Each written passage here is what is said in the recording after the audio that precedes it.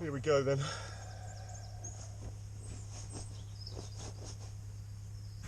And we've got still air and sunny weather today, but let me tell you, the past 2 days we've had 50-mile-an-hour winds and hammering rain all the time. So I've just literally got aboard, bailed out the cockpit, brought all my tools up aboard, but I noticed that the tarpaulins that I bought have survived admirably, so I can be fairly confident that for the rest of the winter they should be alright.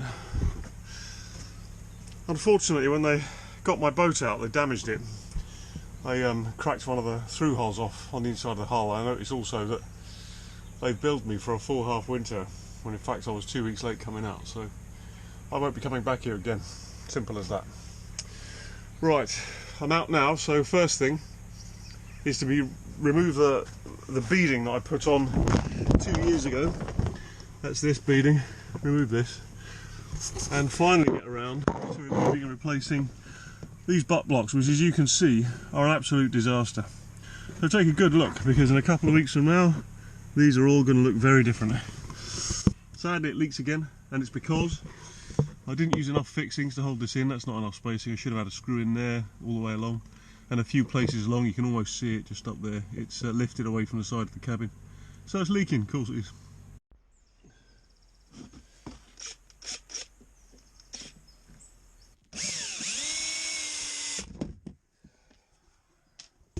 Okay, I've got all the screws up, and I've got my mini tool here that I'm going to just go along the seams with. And before I do that, I'm going to mark how far back the new corner post will go on the cabin sides with this. The idea being that I can put a saw cut up there and take this panel out, and the new corner post will, at least in that direction, will fit properly. The reason that I'm replacing it, I mean, I'll show you in a minute. I've left the corner post intact on the inside. I'm going to get a screwdriver and see how far I can poke it in there. I bet you I'll be able to poke it all the way through. Screwdriver. This is the corner post I'm most concerned about. It feels soft. Oh! Yeah.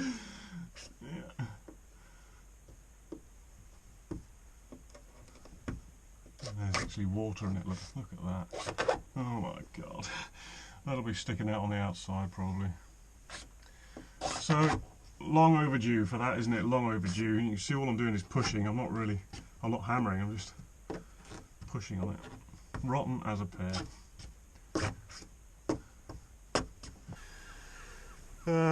So this is all soft. This has been just patched. You can see with this bit of wood that it's already had a bit scarfed in along the bottom. Look, it's already had a repair there. So it's time to go. And I've made an Iroko panel that I can put in there. That'll work a treat. So it's just a case of doing it now. I hate this. I don't like it.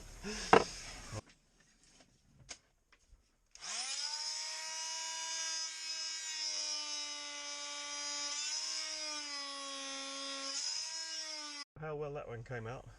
It's going to be a long day. I've got the beading out anyway, using the mini tool and levering it with screwdrivers and all sorts of other nonsense. Taking the beading off the side here, port side actually, you can see water's got right behind it, like that, so much that it's even running out now. And that's what I wanted to do really, is to get that off so that it can air a little bit and maybe dry out some. Not really the right time of year for that, but we'll see. We'll see. No one to blame but myself. Didn't put enough fastenings in, and the beading perhaps isn't substantial enough. It will be this time. A quick update is in order. I've removed all the old beading and gone around it with a scraper then an angle grinder to get it back to the profile that it was when I originally put the beading on. Removed all the window frames and that window because it was leaking around the Sikaflex. I have taken out those old butt blocks so they can be replaced now. Well, not now, that's not the next job by any means, but I've opened it out so it can all breathe, which is important, because if there's going to be any dry weather left, what I want it to do is dry out that seam and the place where the butt blocks were. Wipe your face in there. There you go. my next trick. In order to fit the beading on the outside, coving on the outside, I'm going to fit a new continuous coving on the inside. You can see it's cut off there. That's been put in to reinforce whatever's behind there, but it certainly isn't solid there. I don't know how this side is held on, but from my experience so far, these are only screwed to the coving. They're not screwed all the way through, which is, to be honest, the wood probably wouldn't provide a lot of resistance on the other side anyway. These will have to come off, and on this side, this one stops here, and that one stops there. On this side, this one, which is quite loose, you can see goes through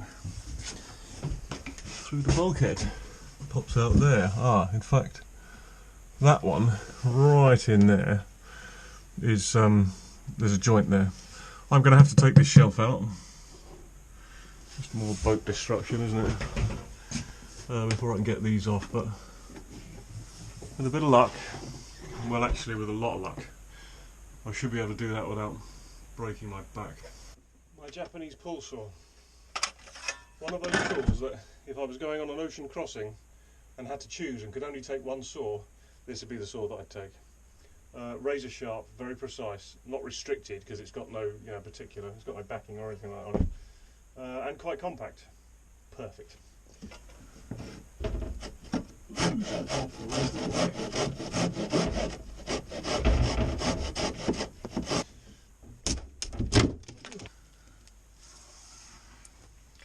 Horrible.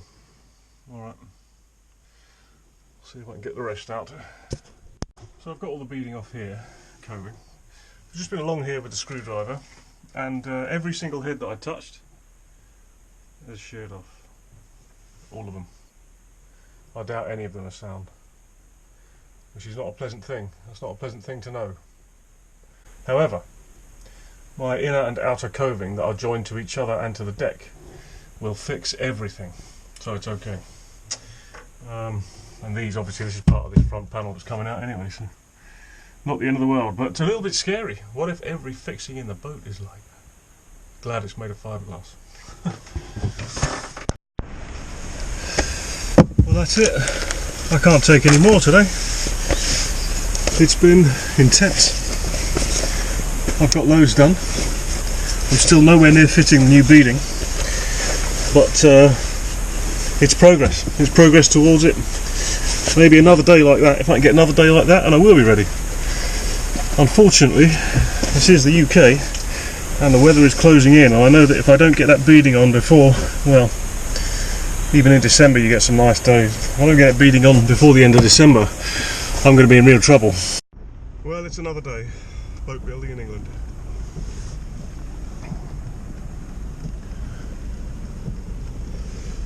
Useful for me to come down in this weather, really, although very frustrating, because I can see how the tarps are holding up and what's leaking and what's not. I haven't been down for a couple of days because I've been struck down with the lurgy, some sort of winter leprosy or something that I've got, just horrible. I've even had to have a day off work, and I never do that. Feel a little bit better today though, so I'm going to go in there and see what I can accomplish. First thing I'm going to accomplish is a cup of tea. Well, I've got into the boat through the bows this time, which I don't normally do. You can see that there is a little bit of water tracking down here, but nothing serious. Side decks are a little bit wet. The clear tarpaulin works very well. It's very bright in here compared to last year. Got some lights on.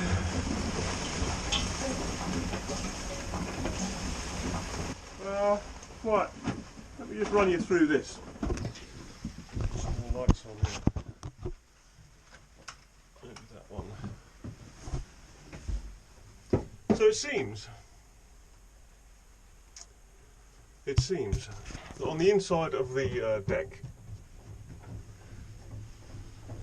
there isn't much of a carl in there. It's probably just a bit of thicker fiberglass. I don't know, I'm going to explore further, but this fiberglass skirt runs all the way around the cabin, but it doesn't continue behind the bulkheads. And this, you can see, is different to that. There's a little light on to be able to see. and it's quite a dry layup there. I think that's, I don't think it's original. You can see the fiberglassing stops right there at the bulkhead. Changes to a different sort of fiberglassing here. I haven't got those off yet, but when I do, I suspect I'll find the same thing. And there by that window it's the same, so that's a different type of fiberglass than here. And it stops by the bulkhead. So I think that was I'm going to say primitive. A primitive attempt to stop the leaking, which was guaranteed to fail, and here's why. If that fiberglass skirt doesn't continue behind the bulkheads, what it creates is a funnel where the leak can continue and will go down onto the end grain of the plywood of the bulkheads. Oh God. So it doesn't really cure the leak, it just funnels it all into one place, and exactly the place where you don't want it to be leaking. So I've got to think about what I'm going to do there. I think, because that has created some rot, and in fact on all the bulkheads, and I spotted this very early on, this has got a fiberglass repair here, some filler on that bulkhead. On this second bulkhead on the same wall, you can see what's gone on here, look. It's just in a terrible state, and that it's very discoloured. It's not rotten here, but you can see there's been some stuff done here. Bit of filler in there, but it's not like split or anything. But the bulkhead on this side, you can see there's been some sort of issue there. A bit of filler again, and a little fiberglass. That's not original, because that isn't the type of stuff they used for the tabbing. They used this thicker, heavier stuff and then filled in the weave with resin. So someone different has done this.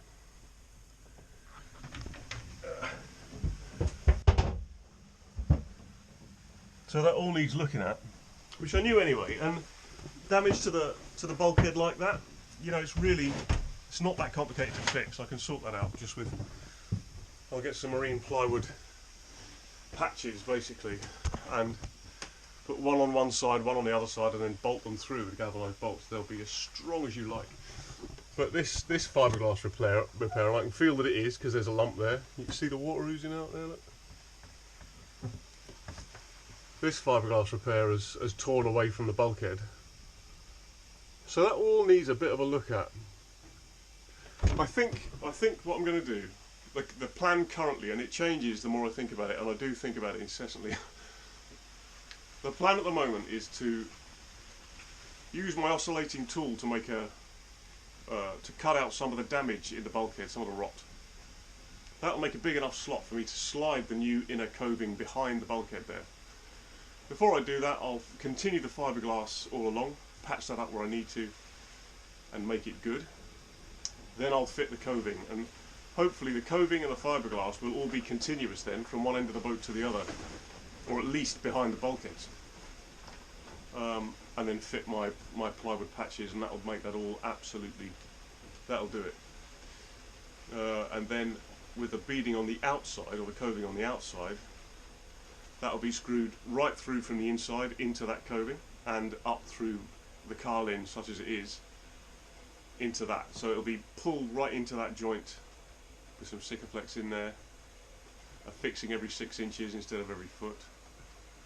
I think that'll sort it, but like everything when you're fixing a boat, it isn't just fixing the boat, it's reverse engineering what other people have done, and trying to see why things are happening and reversing that process.